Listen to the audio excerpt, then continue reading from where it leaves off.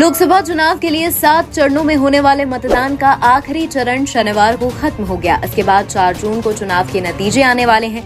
इससे पहले शनिवार देर शाम कई एग्जिट पोल के अनुमान सामने आए। एग्जिट पोल में पश्चिम बंगाल के अनुमान सबसे ज्यादा चौंकाने वाले हैं।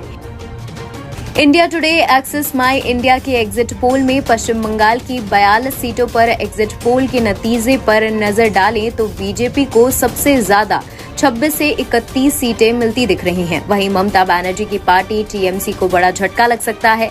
टीएमसी को सिर्फ 11 से 14 सीटें मिलने की संभावना जताई गई है। इसके अलावा इंडिया गठबंधन के खाते में 0 से 2 सीटें जाने का अनुमान है। ज्यादातर सर्वे में बंगाल में बीजेपी को टीएमसी के मुकाबले ज्यादा सीटें मिलने का अनुमान दिखाया गया है। सी वोटर के एग्जिट पोल में बीजेपी को 23 से 27 सीटें मिलने की संभावना जताई गई है, जबकि तृणमूल कांग्रेस को 13 से 17 सीटें मिल सकती हैं, जबकि लेफ्ट कांग्रेस इंडिया गठबंधन को यहां महज 1 से 3 सीटें मिलती दिख रही हैं। India news D dynamics exit poll में बीजेपी को 21, टीएमसी को 17 सीटें मिलने का अनुमान है।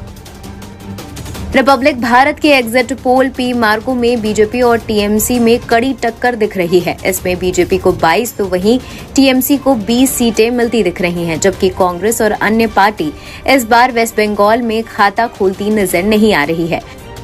वहीं जन की बात एग्जिट पोल में बंगाल में बीजेपी को सबसे ज्यादा सीटें मिलती दिख रही हैं। बीजेपी के खाते में 21 से 26 सीटें जा सकती हैं, जबकि टीएमसी की सीटों में कमी देखी जा सकती है। टीएमसी को 16 से 18 सीटें मिलने का अनुमान जताया गया है। वहीं कांग्रेस की स्थिति में कोई बदलाव नहीं होता दिख रहा है। कांग्रेस के खाते में पिछले 2 लोकसभा चुनाव की तरह सिर्फ 2 सीटें जाती दिख रही हैं। उसमें अन्य के खाते में यानी लेफ्ट को 1 सीट मिलने का अनुमान है। टाइम्स नाउ नवभारत ईटीजी के एग्जिट पोल में बंगाल में बीजेपी को 20 से 21 सीटों पर जीत हासिल करने का अनुमान लगाया गया है, जबकि टीएमसी को 20 सीटें मिल सकती हैं। वहीं कांग्रेस के खाते में सिर्फ 1 सीट जाने का अनुमान बताया गया है। बता दें, पश्चिम बंगाल की 42 लोकसभा सीटों पर 19 अप्रैल से 1 जून तक सभी 7 चरणों में मतदान हुआ, जिसके बाद आए एग्जिट पोल के अनुमान के मुताबिक ममता बनर्जी को यहां तगड़ा झटका लगता दिख रहा है। 2019 के आम चुनाव में तृणमूल कांग्रेस ने 42 सीटों में से 22 सीटों पर जीत हासिल की थी।